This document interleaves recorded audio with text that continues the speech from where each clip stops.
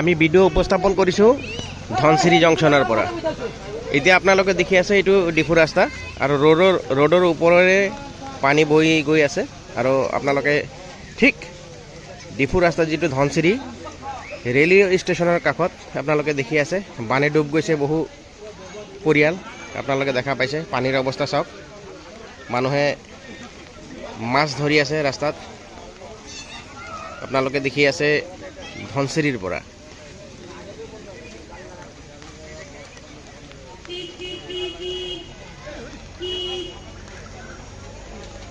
কাষত এটা দোকান আছে, মই লাহে লাহে দোকানটোৰ কাষত যাম, আপোনালোকক দেখাম।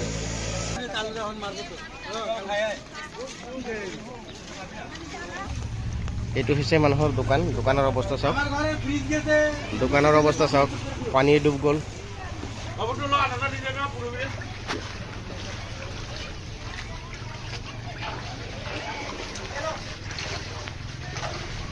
অসমৰ চাৰিওপিনে বানপানীয়ে বানপানী।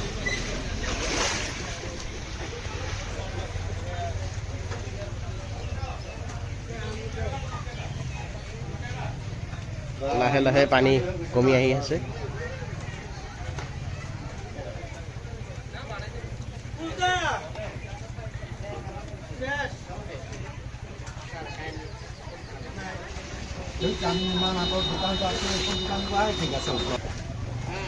এইটো চাওক, ভিতৰৰ পৰা মানুহ আহি আছে, পানীৰ অৱস্থা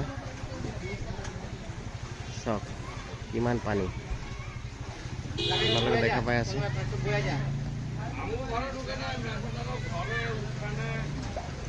নমস্কাৰ, মোৰ নাম কিষাণ দাস, মই ধনচিৰি ৰেলৱে কলনীৰ মানুহ হয়।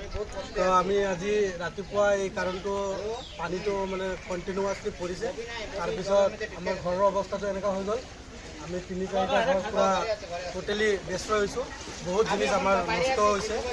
কাইণ্ডলি আমাক অলপ সাহায্য কৰিব, চৰকাৰৰ আমি এইটোৱে অনুৰোধ কৰিছোঁ। দোকান ঘৰৰ জিনিস বহুত কিবা বস্তু আমাৰ নষ্ট হৈছে। চ' কাইণ্ডলি মই চৰকাৰৰ হাতত বা কোনোবা যোনে আমাৰ প্ৰেজেণ্ট AM MLA যোনে আছে তেখেতক আমি ৰিকুৱেষ্ট কৰিছোঁ, চ' কাইণ্ডলি আমাক অলপ চাব লাগে, এইটোৱে মই অলপ ৰিকুৱেষ্ট। Thank U. নমস্কাৰ, মোৰ নাম তাৰা ঢালি। মই ৰাস্তাৰ ওপৰত আহিছোঁ, আমাৰ ঘৰত একে ডিঙিলৈকে ইমানলৈকে পানী হৈ গৈছে, চব বস্তুকেইটা ভিজি গ'ল, একো বচাব পৰা নাই, চব মানে চকেজ গডে চব পানীতে ভাসি আছে। মই ঘৰৰ পৰা ওলাই আহিছোঁ, ইয়াতে ৰাস্তাত আহিছোঁ, ৰাস্তাত ইমানলৈকে আছে, ঘৰততো ইমান ডিঙিলৈকে পানী আছে। এতিয়া আমাক মানে আপোনালোকে যিমান পাৰে সহায় কৰক আৰু আৰু এটা ৰিকুৱেষ্ট, এইবিলাক মোক মদত কৰিছে, সাহায্য কৰিছে।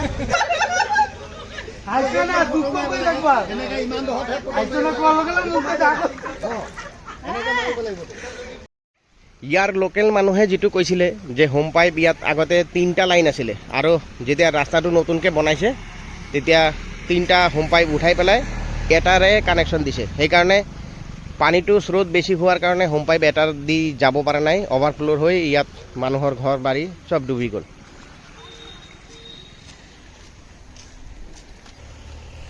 আৰু এইটো ছাইডতো আমি দেখাই আছোঁ, এটা হোম পাইপ দি গোটেইখিনি পানী যোৱাটো সম্ভৱ নহয়, সেইকাৰণে ৰাইজে বাৰম্বাৰ দাবী কৰিছে। আৰু এটা ইম্পৰ্টেণ্ট কথা, মানে আমাৰ ইয়াত প্ৰথমতে এইটো নাছিলে, কিন্তু কালভাৰ কেইটা বনাটো ৰাস্তাই PW যিটো ৰাস্তা হৈছিলে এইটো মানে কামটো ভালকৈ কৰা নাই। এইটো অলপ PWক ৰিকুৱেষ্ট কৰি আছোঁ যে কালভাৰটো অলপ চাই দিবলৈ, মানে একটা হোম পাইপ দি চব পানী নাযায়, এইকাৰণে অভাৰফ্ল'ড হৈ পেলাই আমাৰ ইয়াত RCC ব্ৰিজ দিলেও ভাল আছিল। PW একটা কালভাৰ দিয়াৰ কাৰণে আমাৰ লোকৰ এনেকুৱা 3টা কালভাৰ হ'ব লাগে।